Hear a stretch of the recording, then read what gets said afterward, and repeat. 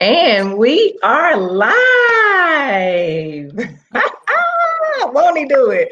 Hey, Yes, he Pastor, will. Dr. Jamie, your lifestyle pharmacist, your board certified pharmacist, speaker, best-selling author, media expert, here to keep you fit, fabulous, and fulfilled without those prescribed pills. So it is time for Live with the Fab Squad. And this is the Mother's Day edition. And I'm so excited to have two of my amazing super friends who are also moms here with us. Dr. Jarrett and Dr. Mia are here. And Dr. Mia, unmute yourself. Hi, All right, hey, great. y'all.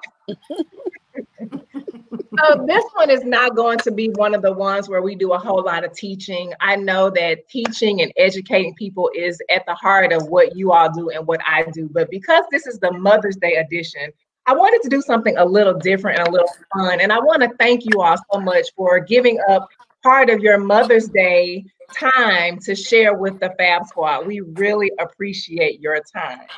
My pleasure. Absolutely. Anything for you, Dr. Jamie. Thank you, girl. Thank you so much. It's great to have people that support your vision, even when it's at times when a lot of other things, are happening in their household. So I really appreciate y'all. So I've introduced myself, but I want you ladies to introduce yourselves. Now, granted, if people came to the Fab Gathering Summit in Memphis, then they had the pleasure to experience all of your amazingness in person, but some people couldn't be there, right? So let's introduce you all to them. So Dr. Mia, start, and then Dr. Jarrett, you go after her. Hello, ladies. I am Dr. Mia, your B3 specialist and board certified gynecologist. I help women and now men suffering with weight gain, fatigue, and sexual dissatisfaction improve their quality of life through my cutting edge medicine, my books, my blogs, my Facebook Lives, my radio show, my weekly wellness with Dr. Mia, and my events. My goal is to help you experience your beauty, balance, and belief so you can always live well, age beautifully. Thank you so much for that amazing introduction, Dr. Jarrett. Well, hello, Fab Squad. What's going on? Happy Mother's Day to all the mothers out there. I am Dr. Jarrett, an accomplished dentist and smile creator at JLM Dentistry. I'm a TV personality, best-selling author, wife, mother, and CEO and founder of Honey Envy, an all-natural hair care line that is all about beauty and celebrating women. I'm so excited to be here. Thank you so much, Dr. Jamie. Oh, my pleasure, my pleasure. So ladies, what we're going to be doing tonight for the Fab Squad is talking about doing motherhood your way and not the way that society tells you all that you have to mother. And I really want y'all to break down some myths and stereotypes and share any of the joys and any of the challenges, and funny stories about motherhood that you want to share with us. I know that we could talk all night about motherhood, but I'm going to respect your time and respect the time of the Fab Squad moms who are tuning in. So we're going to do our very best to keep this at 45 minutes to an hour at the absolute longest. All right. We good. My dinner gonna be ready at 7, so we right on time. Okay, perfect. CST, baby, CST. Gotcha. All right, so we're going to start with the first question. And vulnerability is something that comes up a lot, especially in the entrepreneurial space and in the business space, and how to connect authentically to the people that you serve. So I'm not a mom yet. I'm an aspiring mom.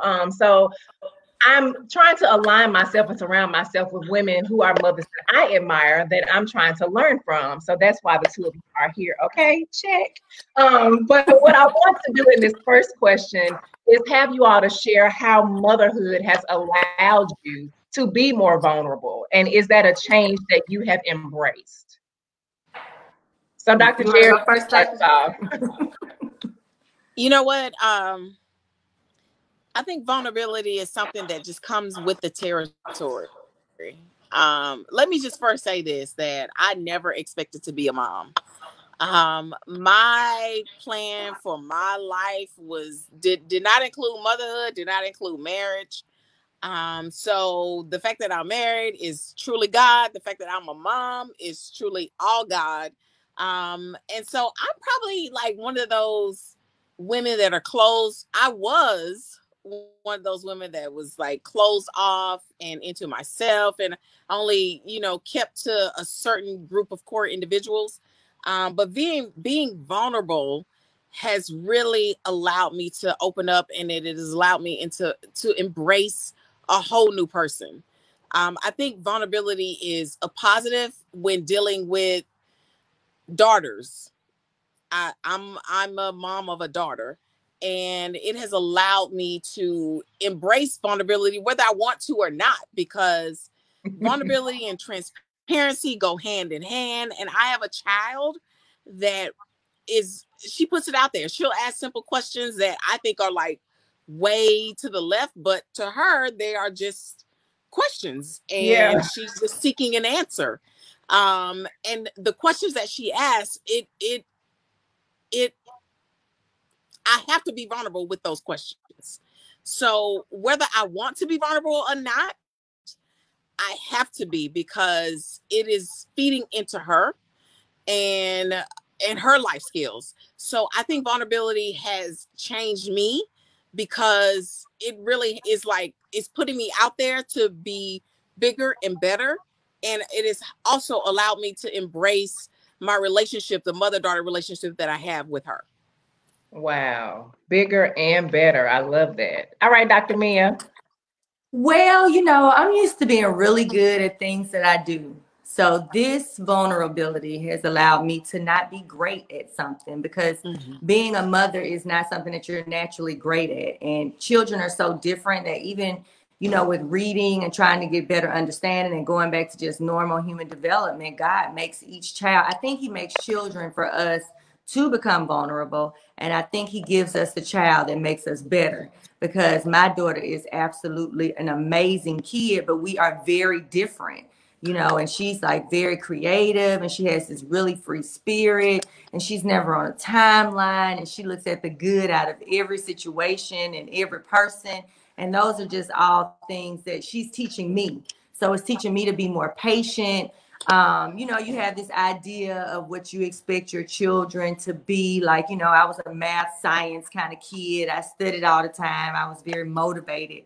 And my child, on the other hand, is just naturally great at a lot of things. And she doesn't have to necessarily work really hard, but her personality is not such that she has that same kind of oomph and push behind her.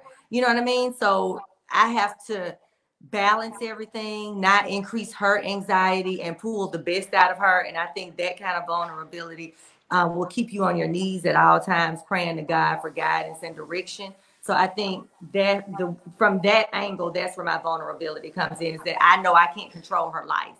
I can't control who she is. I can't control how she thinks. I can't control her. All I can try to control is what I give her to try to make her better and be the child that God wants her to be. And that's the most difficult thing about motherhood, I think, is you really have no control. You just got to go with it.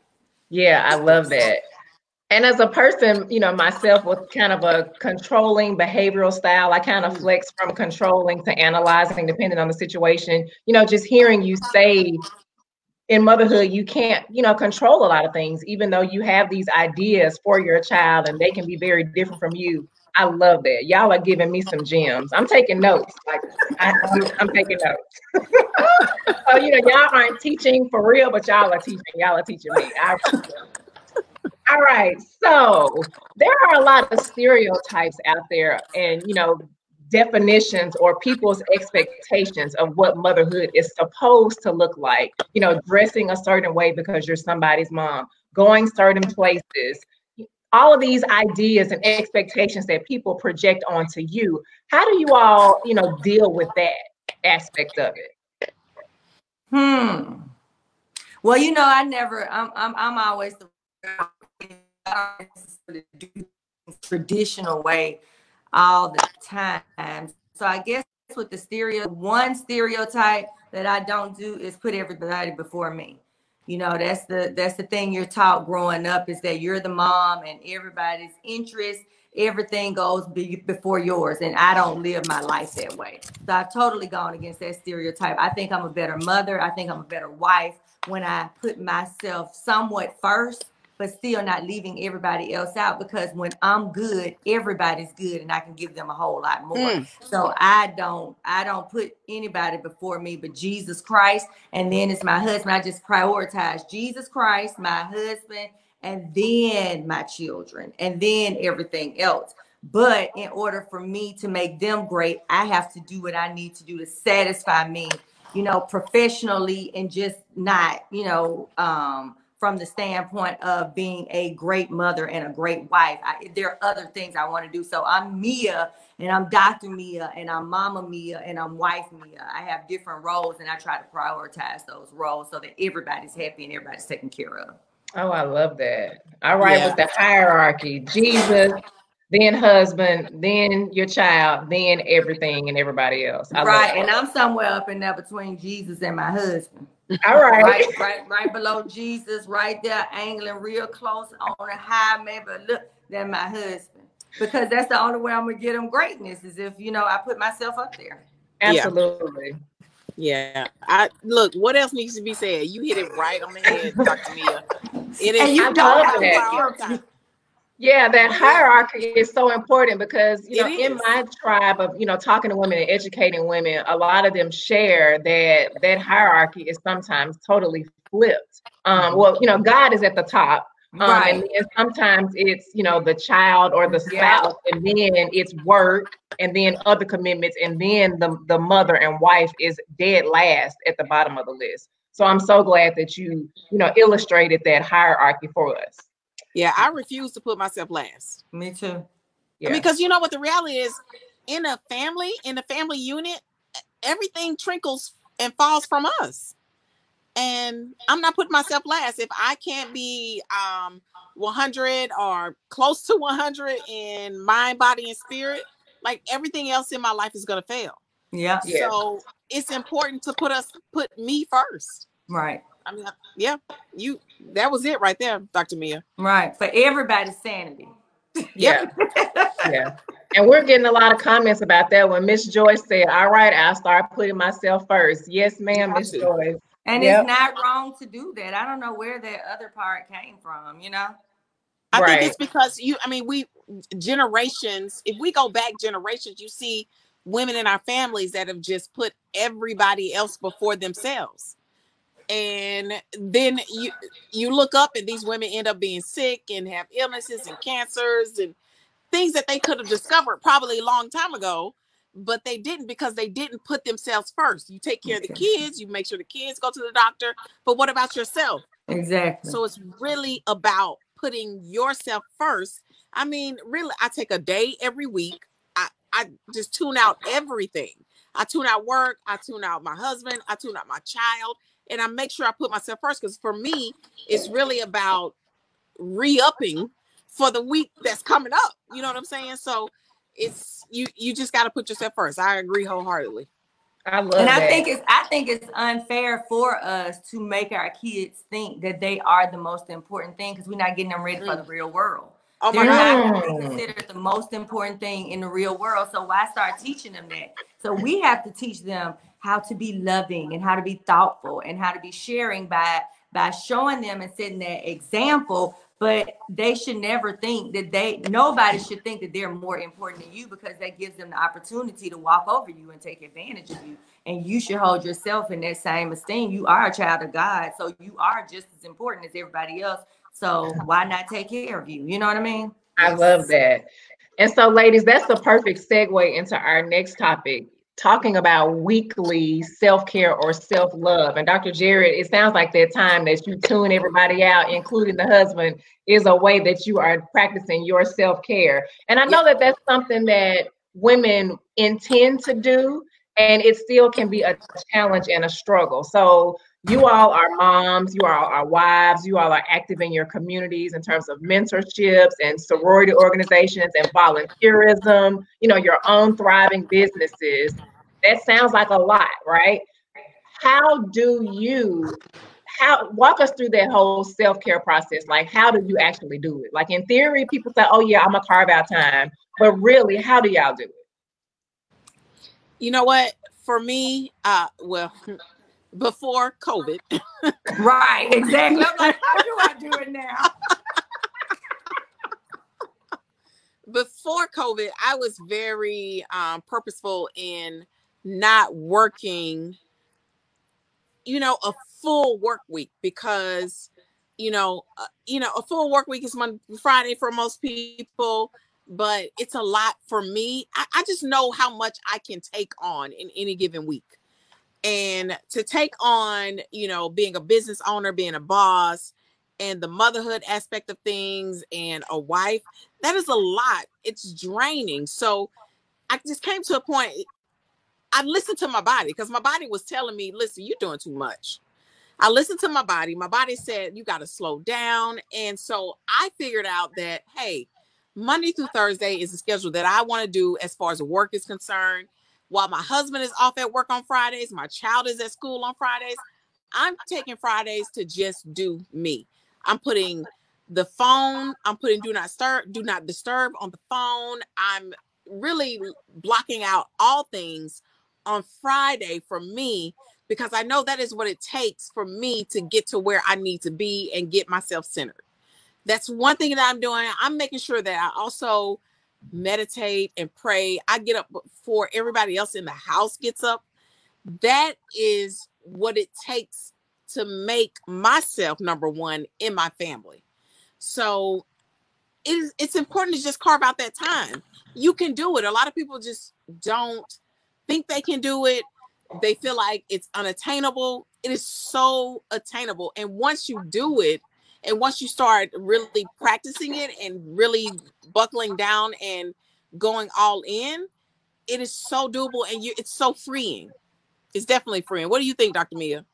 Well, carving out time for myself. So I think it took COVID for me to realize just how much I was doing and how much ripping and running I was doing, between trying to run my practice and taking Marley to soccer. And, my husband helps a lot. We work as a really good team. But it was a lot, like piano on Tuesdays, mathnasium 3 days a week, going to work, having a late day at work, still coming home and doing what we needed to do for the kids. So I am really grateful for COVID, because it made me stop and not be able to do all those things. And it's making me realize like what is really so important and what's not. And it's making me realize I can't do everything and do it well, because I didn't even realize how tired I was until we had to slow down. And I was like, oh my God, I have not been this rested in years. Ever. In years. So I still make sure I take the time. Like for me, it's making sure I take my time out to get my workout in. That's my time. When COVID wasn't here, I made sure I kept my nails done, and my pedicures done. I like lashes, and I like, looking good. So I would make sure I took the time to do those things. But honestly, looking back, I probably didn't have as much as a balance as I should have, because I was trying to do like 10,000 things, even with the help of my husband and even my mother. And so I think it will make me reevaluate how I spend my time. And making sure that I'm getting that half a day in. I think that's a great idea. Because I used to go to the spa on a regular basis, and that was my day. I would go on like Friday mornings, and I would stay until Marley got out of school. My husband was still at work, and I would, Happy Mother's Day. I would, take that time out, and I haven't been doing it. So I think this is going to be a good time for me to get back on course with taking that time for my complete balance for just me, that has nothing to do with anybody else but me. Not the links, not the deltas, not any of that stuff, just me, Just you. I love that. And I was having a similar conversation with some ladies earlier in the week, just saying, you know what, putting a positive spin and looking at COVID-19 from a positive perspective, and being grateful that we have been forced to slow down, because it's allowing us and forcing us to do some self-check-ins. Like you said, Dr. Mia, you didn't even realize how tired you were, because you had just been going, this was your normal routine. And, And so many women have been persisting that way. And so, just being home more, slowing down, and being able to really evaluate what's important and what is not. And even in the lives of your children and all the extracurricular activities, right? Because I have one of my good friends, she has an amazing daughter. And when you started naming like the enrichment activities and all the extracurriculars, it made me think of my friend. So how, for you two moms that I know you all are exposing your daughters to a lot of things. So, maybe it was Kumon or mathnasium or ballet or tap or jazz or, whatever they were into. And then the play dates, and if they did sports and, all of the things on their calendars, like the children have a full calendar. It is not a game, right? So now that those things have been, put on hold or gone virtual because of the coronavirus, how have you and your husbands, how have you all, I guess, decided to proceed, when things open back up? Are y'all going to go back to that? Are things going to be removed from their schedules? What is that? What are y'all thinking? Me and Joseph talked about it yesterday, and I was like, I'm trying to think, like, what could we still take out? But I think we will do a lot of things virtually, because now she does her piano virtually, and they spend more time, and I think they get a lot more done. So I'm hoping some of the things we can keep virtually, because the thing is most of the stuff that she does is because she wants to do it, so she loves music, she loves acting, so I can't take it away. But I am blessed that I have my mom, who can do a lot of the ripping and running with me, and my husband, who, takes a real active role and can afford to with how he works. So, but we still got to make sure we maintain that balance. And like in the summer, she usually would have been at a summer camp every single week. It would have been a different summer camp, may have been on this side of the city. Now this year, we're not doing that. And that's going to make me think differently for sure. In the times when we can take a seat back, I'm going to take advantage of that. And when we don't have to be super busy, I'm going to take advantage of it now. But unfortunately, with the way the world works, you don't want to take anything away from them either, because you want them to be great. You know what I mean? Right. So I don't and know well exposed and exactly. And yeah. they like doing a lot of stuff. That's all they know. Like this whole sitting around thing has been really difficult for them, because they're used to being social with their friends, and that's how they make friends growing up, is doing those different activities. And I like it because Marley gets to be around children that look like her a lot more with those activities. So when she does Jack and Jill, she's around kids that look like her, that have similar upbringings, that she can relate to on a different level than the ones that she may relate to at school, where she loves those friends just as much. But trying to keep that balance, it kind of makes you have to put in some of that work, but you have to make sure everybody else is helping and you're not the only person making it happen. You get your team together, because you still got to be there up on that top pedestal, in that number 1.5, 2 spot. Right. So Jarrett, now, with the coronavirus, I follow you because I love you on IG. But when I tell you, I love when Addison makes a cameo or basically does a takeover of your stories. So is her calendar or her schedule going to change once the world kind of opens back up? You know what? I have a child that's she really suffers from only child syndrome. She believes that, the world kind of revolves around her, not in the sense that she is selfish or into herself. She just loves people, and she loves hugging, interacting. She just loves being around people. So this is completely different for her. And my thing is, I try to be as real as I can with her. And I think my constant conversation with her is, baby, I don't know. I just don't know how to navigate this thing. I'm trying to help you as best as I can in this moment, in this space, in this time. What can I do as a mom to help you be better? And so, she has these grand ideas. If I put her on social media, it's because she done had an idea to do a fashion show. And okay, I'm shooting a video, girl. I'm behind the scenes, okay? Because whatever in this moment, because I understand that it's just not her norm. And so I want to do whatever it takes at this point to make her happy and to put a smile on her face, because behind the scenes, there are a lot of days where she is really down in the dumps at the fact that she can't be around her friends. She can't go to school. And as much as I preach and preach and preach, this is what's going on. Coronavirus is real. Some days she just really wants to be her normal self before Corona. And so I try to embrace that. And we might shoot a video. It's Beyonce. Girl, whatever she loves to do. Let me tell you what I introduced to my child, y'all. Old school. We've been playing jacks. Oh, Jax. We need to get some Jax, Marley. Listen. Mia, I've been getting my whole life. Do you hear me? I'm gonna get us some Jax. And it's connecting us. So we I've been introducing like games and things like that I used to do as a child that, you know, you would think they wouldn't even want to hear about, but they love. So Jax is one thing, like stuff like that, Monopoly, like games. I went and bought her a whole art kit. So my Mother's Day gift was a whole drawing of something, girl. I don't know what she did, but I'm trying to make it as normal as I can in the space that we have. Yeah. My child is a June baby. Her birthday's coming up next month. I know her birthday's not going to be the normal. I just know it. She's used to having her birthday a certain way. I just got to be creative to girl, do that parade. I love that drive-by parade. She would love that drive-by parade. We did it for one of my employees. She graduated from college. I mean, and it was the most amazing thing to see all of those people take the time out to do the drive-by and the blowing. And that's so added because she would love that being right at the center of attention. Yes. Girl, yes.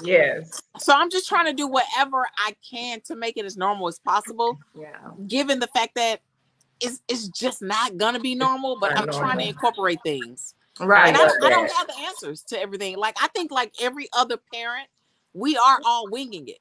Yeah. Thank you for saying that. Thank you for saying that. Yeah. Say that again. We are what? Winging it. Oh, heck yeah. Because even when you, like, look, I have a bonus son who is 27, right? And you would think that, you know, you kind of know what you're doing, which I can say we do a whole lot better with Marlon. We're a lot more patient. We actually took the time to read and that kind of thing because, you know, we were kind of planning it and that sort of thing. And we knew better about what happened with my bonus son. We always apologize and tell him he was kind of the guinea pig and he made us really good parents the second go round.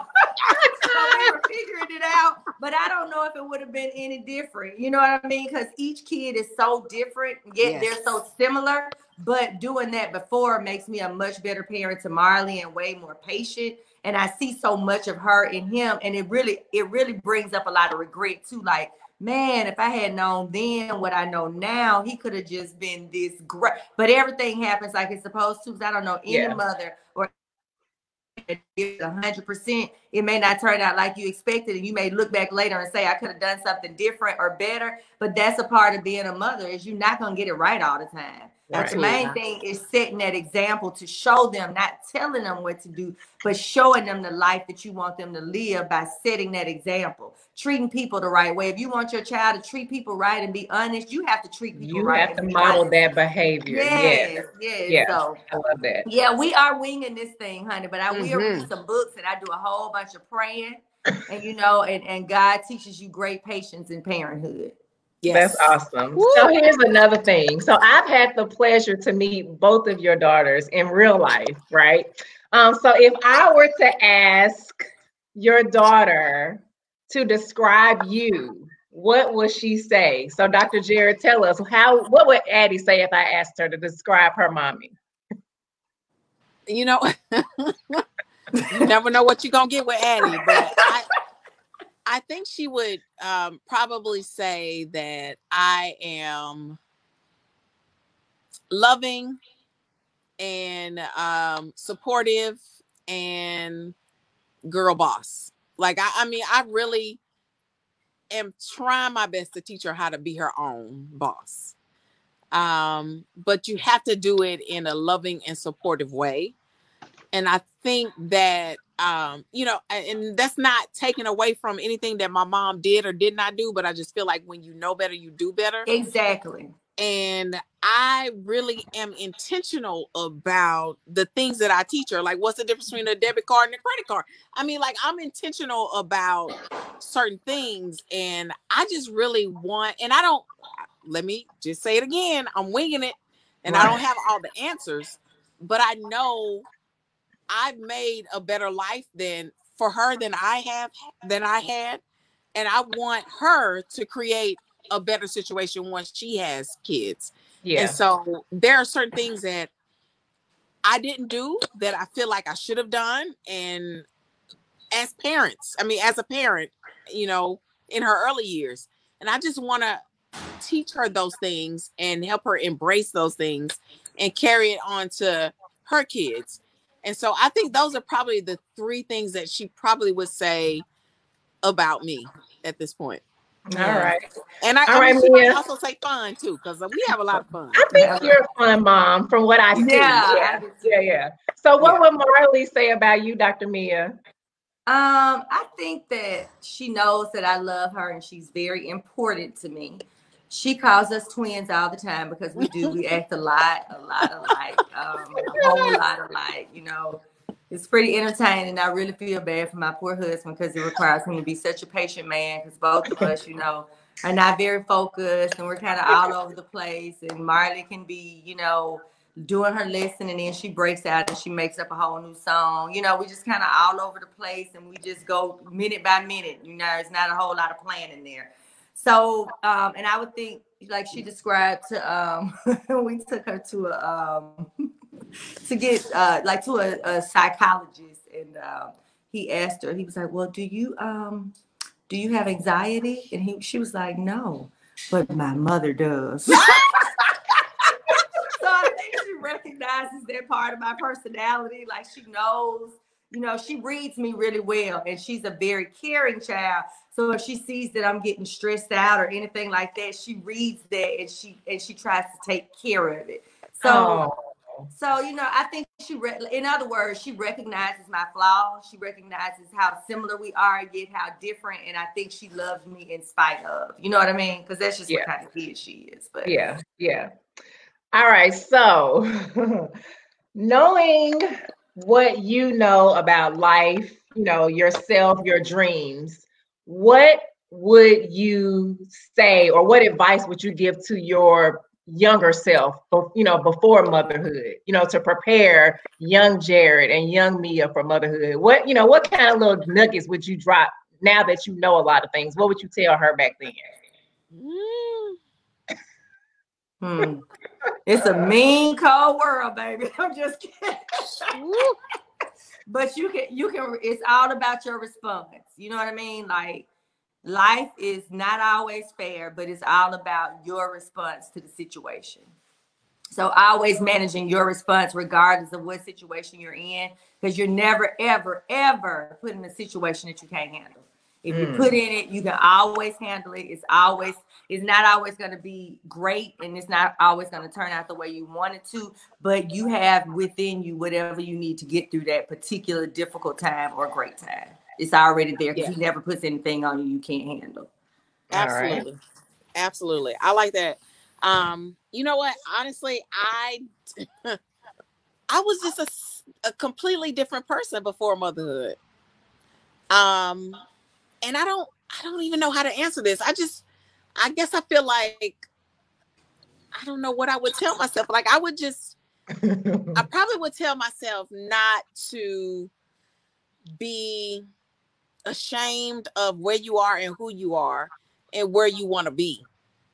I think a lot of times before motherhood, I would just kind of, dumb myself down. And even when it wasn't even required. And I just think that motherhood is something that allowed me to really embrace my true self. And so I probably would just tell myself, like, listen, do you, boo? Before motherhood, like, do you? Yeah. I love that. You don't have all that freedom in motherhood to just do it. Say what? So y'all, what is something? So I think about my mom all the time, right? And growing up, and I'll be honest, there were times in my teenage years that my mom and I didn't see eye to eye. And it seems like when I graduated from like pharmacy school and she was like, okay, yes, She got the degree, she didn't go to New Orleans and completely wild out and lose it and, waste all this money, and all the sacrifices that, her family back home is making for her to be there.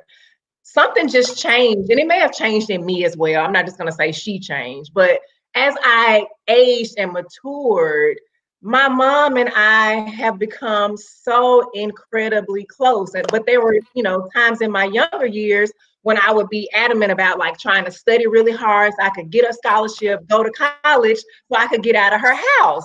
But now, I ended up moving back to Memphis. I have lived away. And it's just so interesting how we are just so close now. So I'm saying all that to say, what is something that you just swore up and down that you would not do when you became a mother and you find yourself doing that?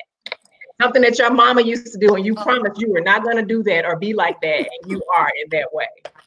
I think going on and on and on, like I promised myself I wouldn't do the yelling part of it, so I don't yell at her.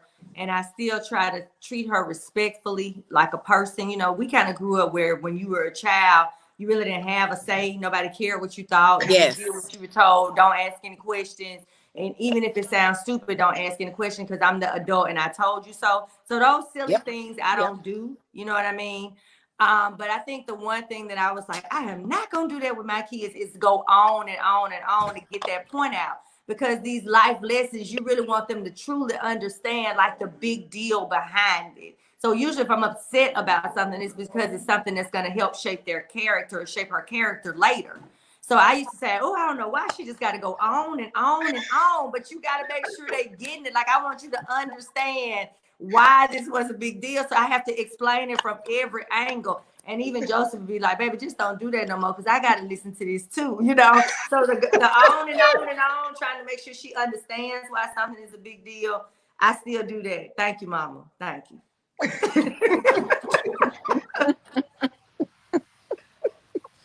So, Dr. Jarrett, let's hear it. What are you doing that you said you weren't going to do that your mama used to do and you're doing it? Almost everything. I mean, I really can't. So I guess, I'm going to flip it a little bit because Dr. Jamie, I will say that my relationship with my mom is not what it should be. I think early on, before college, we were the best. And then once college happened, like things kind of changed. And so a lot of what I do with my daughter reflects me not wanting to have a bad relationship with her later on in life.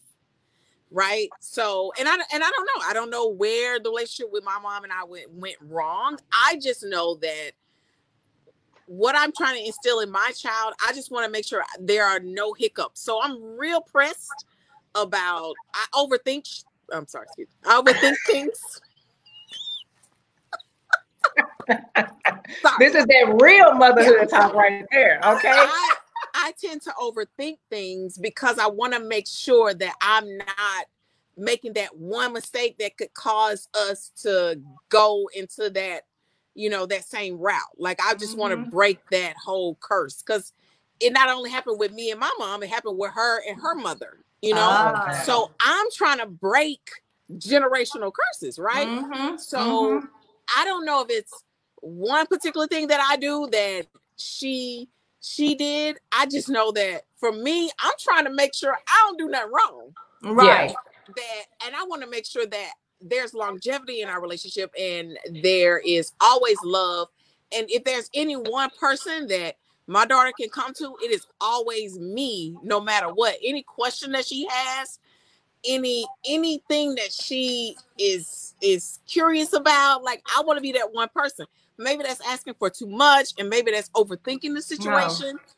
I just know that I don't want to go wrong. Like, of anything in my life, this relationship, and I'm not saying that my relationship with my husband doesn't matter, because it truly does, because that matters, because my child matters. But I just want to make sure that I ain't doing nothing wrong, because I want to make sure when my child gets 20 years old that we are all good.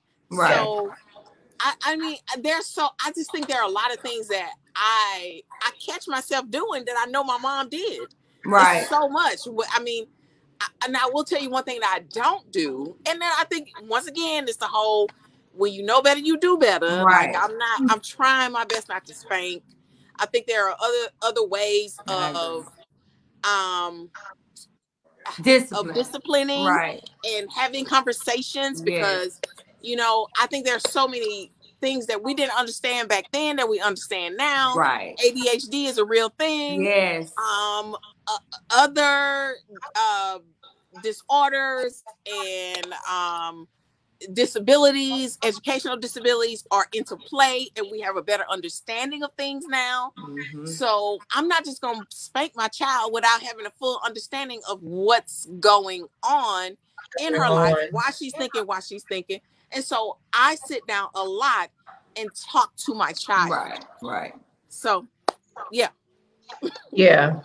And you know what? I've been watching as a gynecologist, I get to see adolescents and I get to see moms, and I see that interaction a lot. And so I look at the relationships that I want. You know what I mean? I'm like, what do you do? Yeah. And so from my observation, what I have learned is that my mothers who really understand that they have no control of their child's destiny, and they allow their children to be who they are and not try to make them who they want to be, those are the moms and daughters that stay close forever. Now, they may grow apart some, like we all did with our moms. I grew apart from my mom when I got into college, and I had my little party thing going on, and I didn't want anybody to tell me something. But I always knew I could go to her.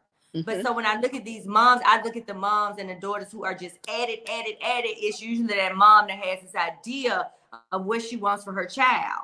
She has an idea that she wants her child to be this, and this, and that may not be who that child is. And so they're constantly fighting and battling.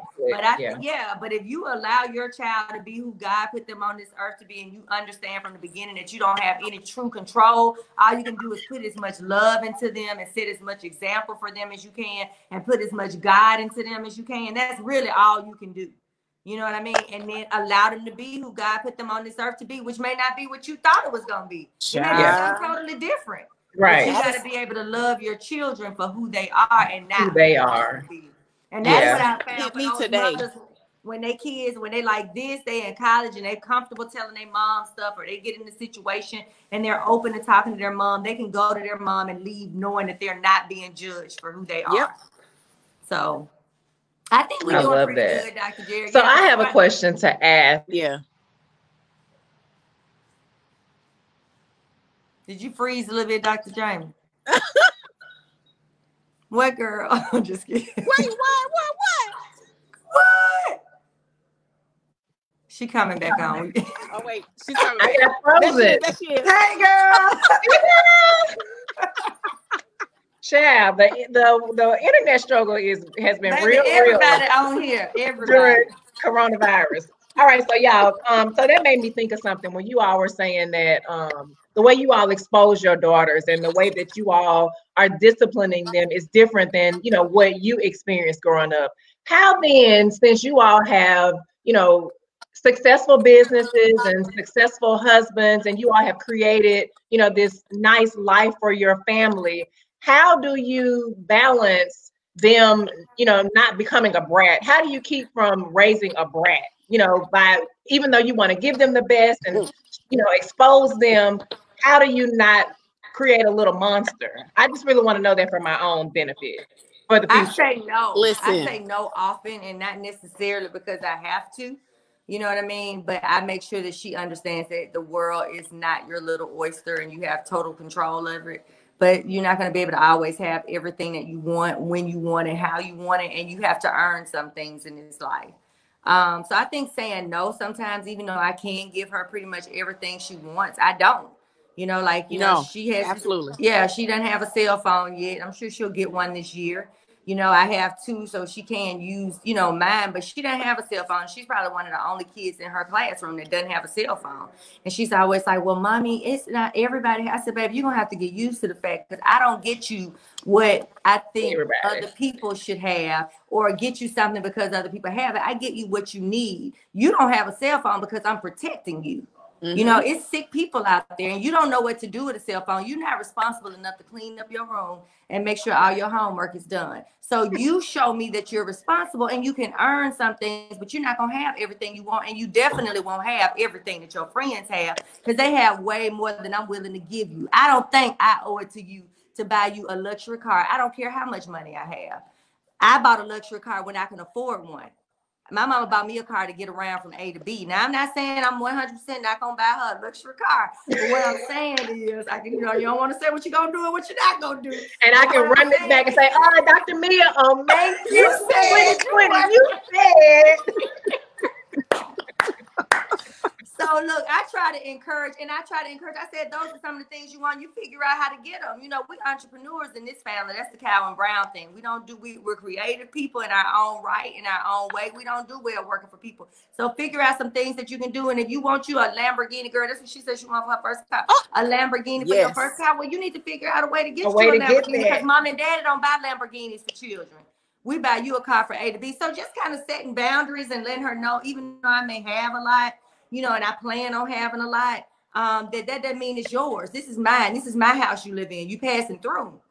This ain't yours, so that's why you got to respect it, because I work real hard for what I do. Yes. Anything you do in the school you go to, the activities you participate in, I let her know the sacrifice. This is not just coming free. I'm working real hard for this. You know, if you complain about me going to work and having a meeting, I'm doing this so you can go to that school you go to, and so you can participate in those activities. But that comes with sacrifice from everybody. I don't let her think that everything is just given to her. We work hard, and I want her to know how hard I'm working and how many sacrifices I'm making, so that she can respect and appreciate how good God is to us. And I remind her of that. You know, God is good to us. We are blessed. We didn't do anything different from the person down there who may not have what we have. So you have to take these blessings very seriously and respect them. You know what I mean? So. All right, saying no, and you got to work for that Lamborghini. Mama is not buying that. I ain't buying you no Lamborghini. Mama don't have a Lamborghini. Where did they get this Lamborghini stuff from? Girl, they got big dreams. Look, they got big dreams, and I love big dreams, but you got to figure out a way to make them happen for yourself. Right. Listen, there's a portion of me that is still old school South Mississippi, and I just straight up tell my child, no.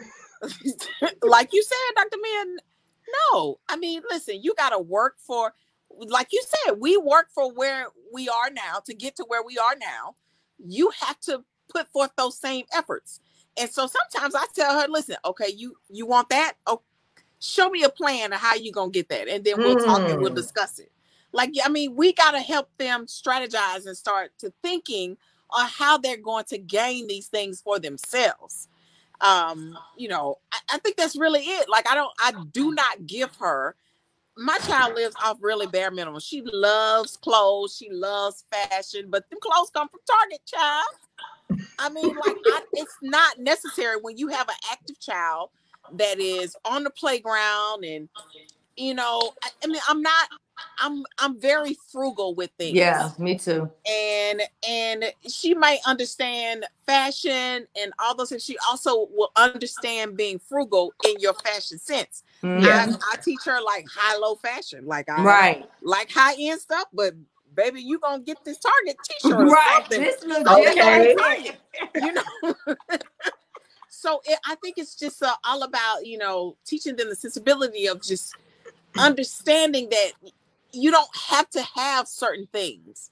It's not necessary. And I think for really who she is and learning her love language and knowing that, you know, she's about quality time. For my child, I don't think it's more so of an issue. Right. But she does come at me with some things, and I'm like, listen, we got to talk. I'm really all about talking a lot of stuff out, y'all. Yeah.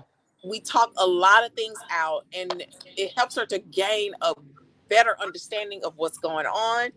And knowing that, like you said, Dr. Mia, this ain't just happened overnight. We worked hard. We worked hard for this. This is prayers. This is work. This is dedication. This is staying true to what we believe where we can believe we can be. And that's what it's all about. So I think, you know, that's it for me. Yeah.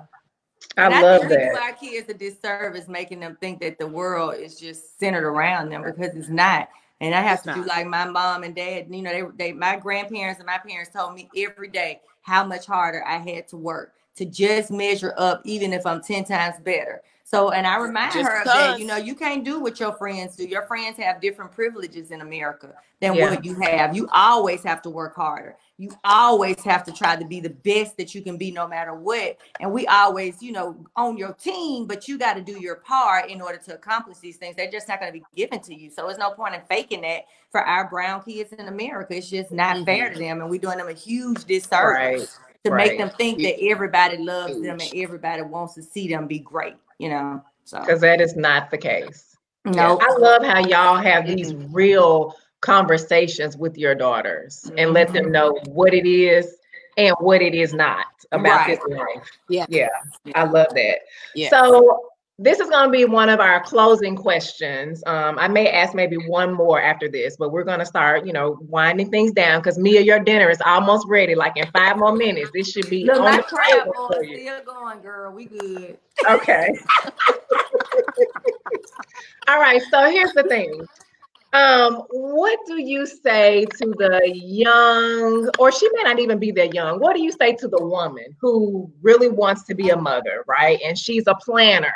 And so motherhood is a part of her plan, but she finds herself putting it off year after year because there's still a few more things that she wants to accomplish. So maybe she wants to move to a better neighborhood or finish up a degree or get another degree or some type of certification so she can make more money or afford, you know, a better school for her future child. She keeps putting it off. She keeps putting it off because she wants to accomplish more to, I guess, be a good mom, right? What do you say to her about this planning and the timing and having all these things in place first? Yeah, I think planning is a good thing, but understanding that plans change is an even better thing.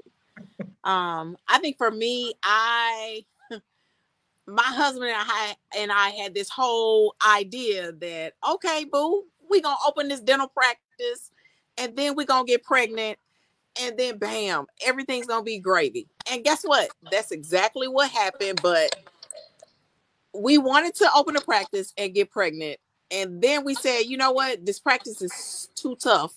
Let's hold off. But guess what? It was too late. I was already pregnant. So I got pregnant and opened a business at the same time. You got to be able to roll with the punches. That's right. That's the bottom line. It is okay to plan. You got to put money aside for a rainy day. I completely believe in that 3 or 6 months of their rainy day fund. But okay, holding off because of this and that, there's no perfect time to have a child. Right. I don't know what else to say. It's just no perfect time to have a child.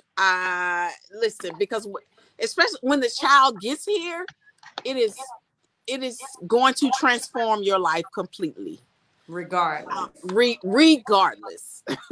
And I'm a planner, you know, I kind of plan things out, you know, and it happened to work out the way I plan things. You know, I thought I would have a second child. That didn't work out the way I planned them because, and now I'm glad it didn't. You know what I mean? I thought I'd have a third child. I have a bonus son and I had Marley.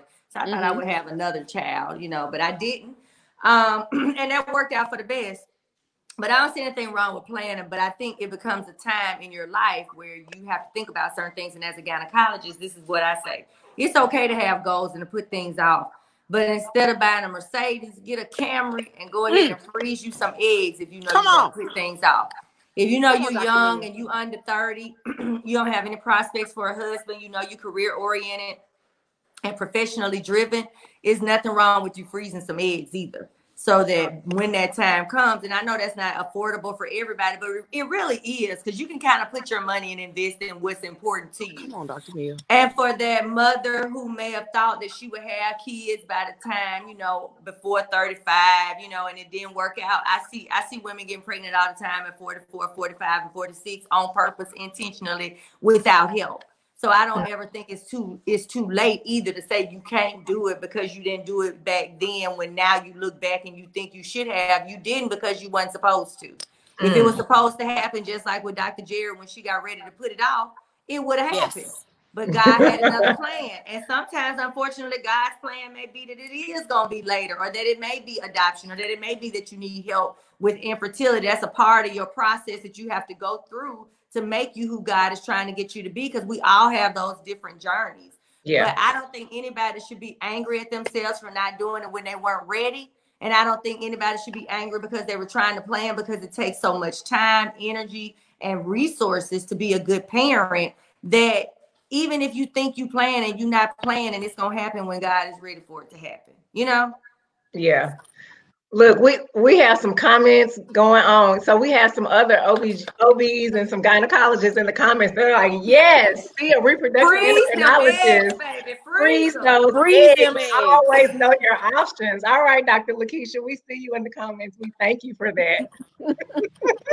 Yes.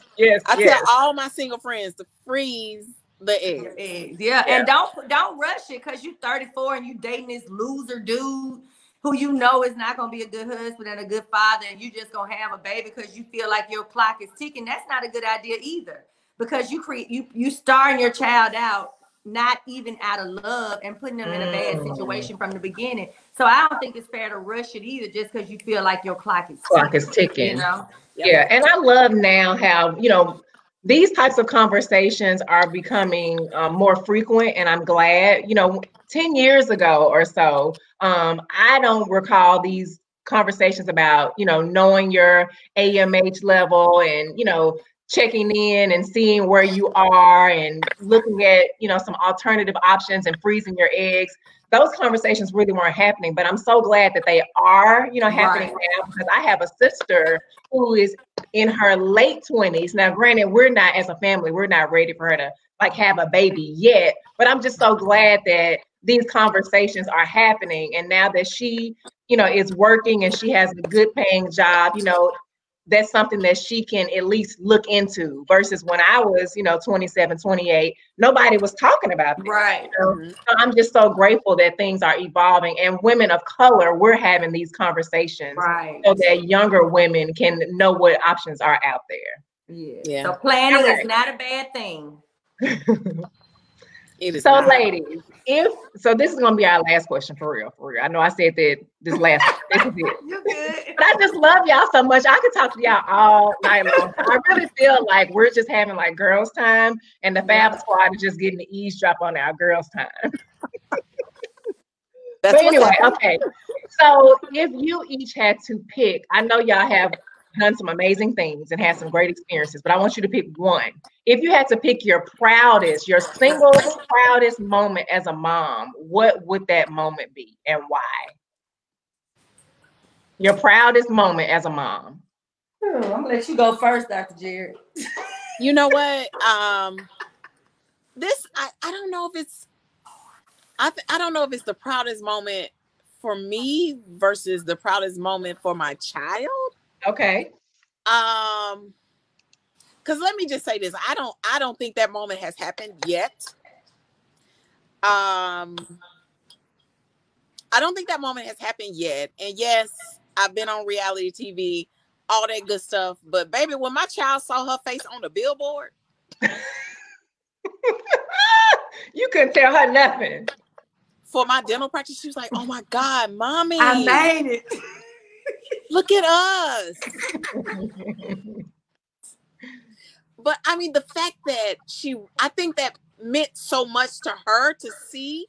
She's walking around me, driving around every day, seeing different billboards, but she's on a billboard. Her family is on a billboard. It's her family's business that's on a billboard.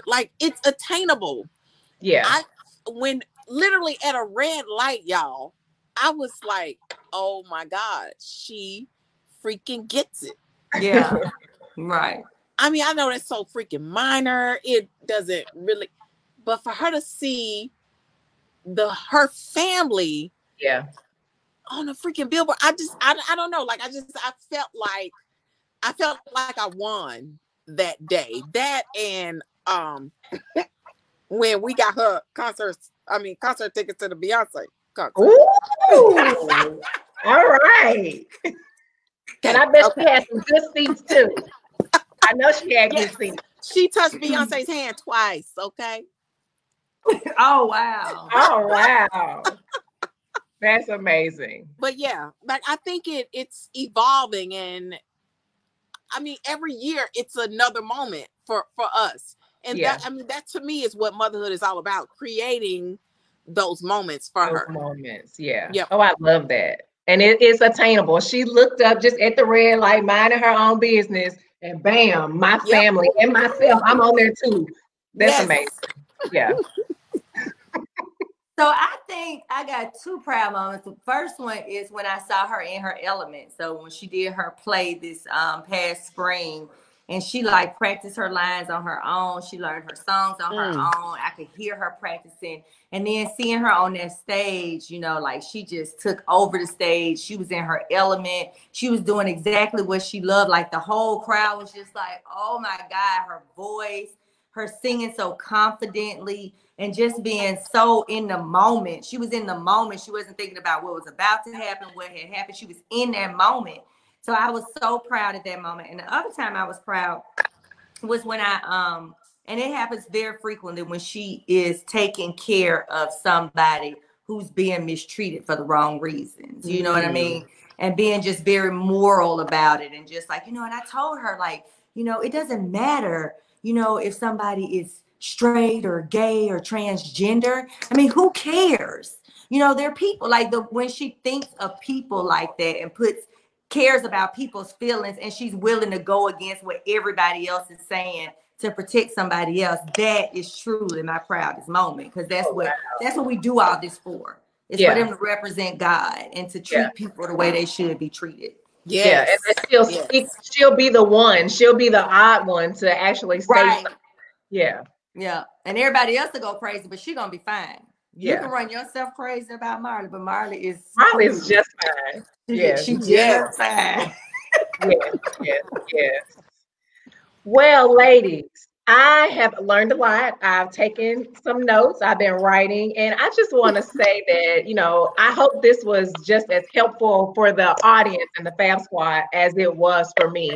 And, you know, I feel that as women who are public figures, who are out in the communities, out in the world, you know, sharing so much of yourselves, I wanted people to get a glimpse of you all from a different angle. Like, I know, you know, how you all get down with your families, because I've been invited into your, you know, I guess, inner circle and, you know, in your life in such an intimate way. And I want to thank you all for just opening up and sharing that side of yourselves with the Fab Squad on Mother's Day. Happy Mother's Day. Happy Mother's Day to all the moms out there. Right. And all of us are moms in different ways, you know. Yes, absolutely. I have some of my friends, you know, people who don't have their own kids take my child in, and my children in like they're there. So we come in all different forms, mothers. So that's happy true. Mother's Day. That's true. It takes a village. It does. Well, all right, ladies. Enjoy the rest of your day, and I'll see y'all again real soon. All right. Bye, thanks, Dr. Jamie. Thank you so much, Dr. Jamie. This was awesome. You are so welcome. Love y'all. Bye. Bye, y'all. Bye.